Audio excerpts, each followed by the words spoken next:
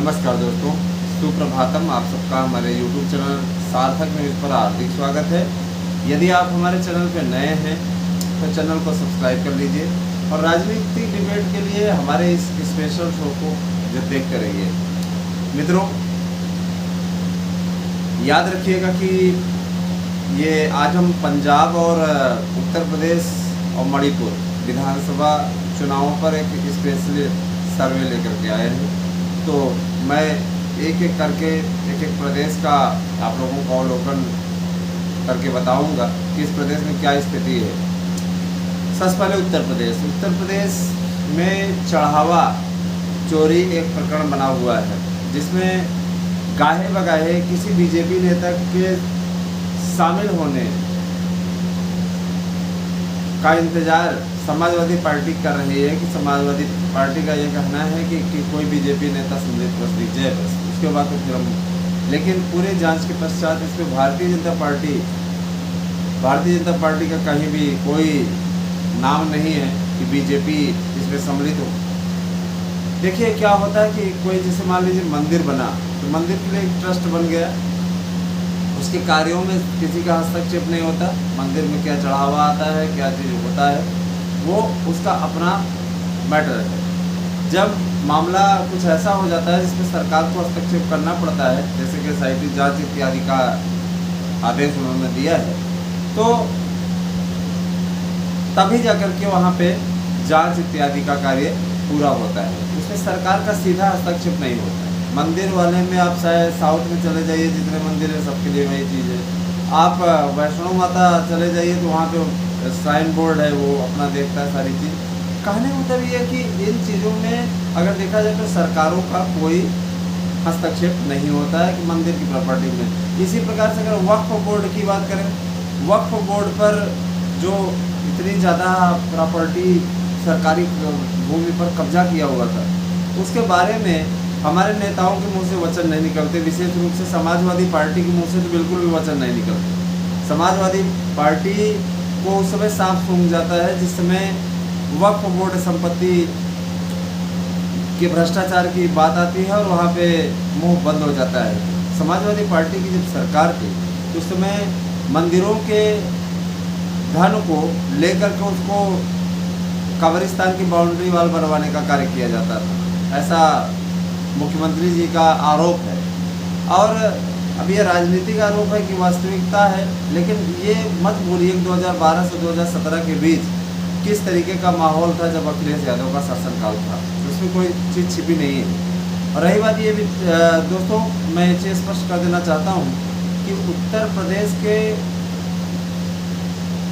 Matter को लेकर के जहाँ भी टीम जा रही है, वहाँ पर सिर्फ ये अपोजिशन वाले जो कभी वोट नहीं देते थे, यादव कम्युनिटी और भी मुस्लिम और कुछ पटेल, कुछ लोग ऐसे हैं जो कि नहीं देते थे वोट, वही हो हल्ला ज़्यादा कर रहे हैं।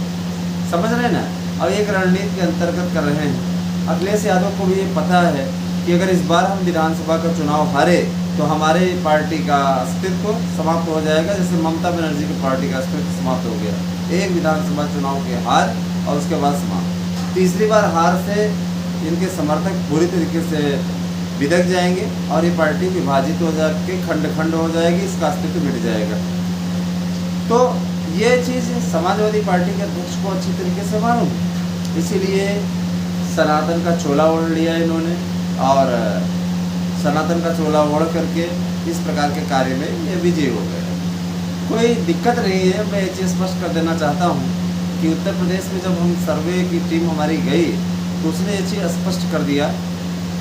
वहाँ पे पूछा सब लोगों से कि आपको मुख्यमंत्री के तौर पर कौन अच्छा लगता है। 64% से अधिक 64.55% लोगों ने स्पष्टतः कह दिया कि हमें योगी आदित्यनाथ का शासन पसंद है, कि जिस तरीके से उन्होंने शासन चलाया है वैसा मुख्यमंत्री मिल पाना बहुत ही दुर्लभ है।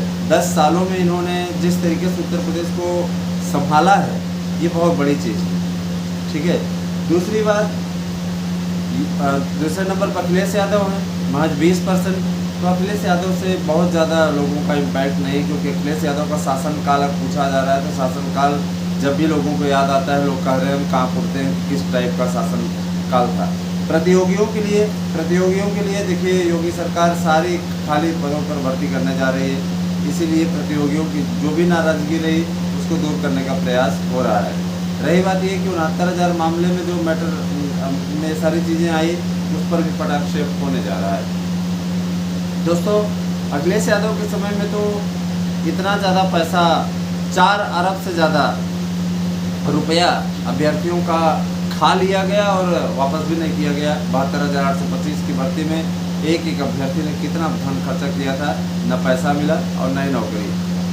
ठीक है, तो आप स्वतः सोचिए कि इस तरीके के लोग क्या नौकरी देंगे, क्या करेंगे। उत्तर प्रदेश में फ़िलहाल योगी आदित्यनाथ को कोई खतरा नहीं है और योगी आदित्यनाथ के द्वारा अगले 6 महीने बेहद महत्वपूर्ण रहने वाले हैं, क्योंकि 6 महीने बाद चुनाव है और अभी उसके पहले परसिमन बिल आ रहा है। यही मानसून सत्र में परसिमन बिल आने वाला है, जिसमें विधानसभाओं का कार्यकाल बढ़ा दिया जाएगा। तो ये भी संभावना जताई गई है कि उत्तर प्रदेश की विधानसभा का कार्यकाल, पंजाब विधानसभा का कार्यकाल, ये सब बढ़ जाएगा। पंजाब में बीजेपी चाहती है कि 6 महीने कार्यकाल और बढ़ जाए, जिससे उसको तैयारी करने का अवसर मिले। तो 29 तक ये सभी विधानसभा चुनाव होंगे। मणिपुर में भी इसमें कार्यकाल बढ़ाने की तैयारी है। तो ये जान लीजिए कि कार्यकाल बढ़ेगा और चुनाव जो हैं निश्चित तौर पे उसके पश्चात ही होंगे, 2029 के पश्चात ही।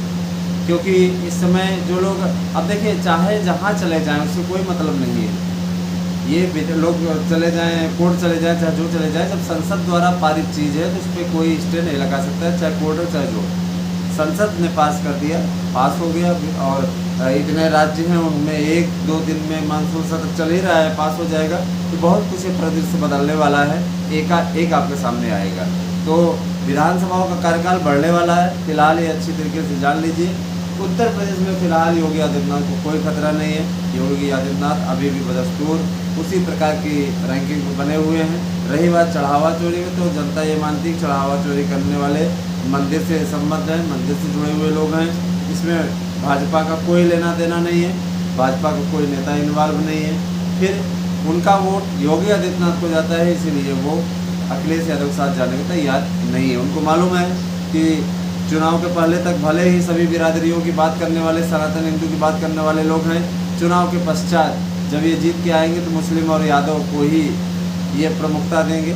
इनके समय में प्रतियोगी ये इस बात के लिए भी कांप उठते हैं कि जब इनकी सरकार थी तो यादवों की स्पेशली भर्ती होती थी और लोक सेवा आयोग का नाम ही रख दिया गया था अहीर लोक सेवा आयोग। लड़कों ने लिख दिया था जाकर के वहाँ पर जो बोर्ड बना हुआ था। समझ लीजिए कि मतलब सबको मालूम है कि क्या स्थिति होने वाली है, इसीलिए कोई भी समाजवादी पार्टी की तरफ जाने को तैयार नहीं, क्योंकि उनको मालूम है कि अतीक जैसे लोग जो है जिनके गुर्गे अक्सर है ना पैसा मांगते रहते हैं लोगों से, रंगदारी, तो वो सक्रिय हो जाएंगे। जनता को भी मालूम है, इसीलिए सभी बीजेपी के साथ ही रहते हुए दिख रहे हैं। और बड़ी चीज़ है ये।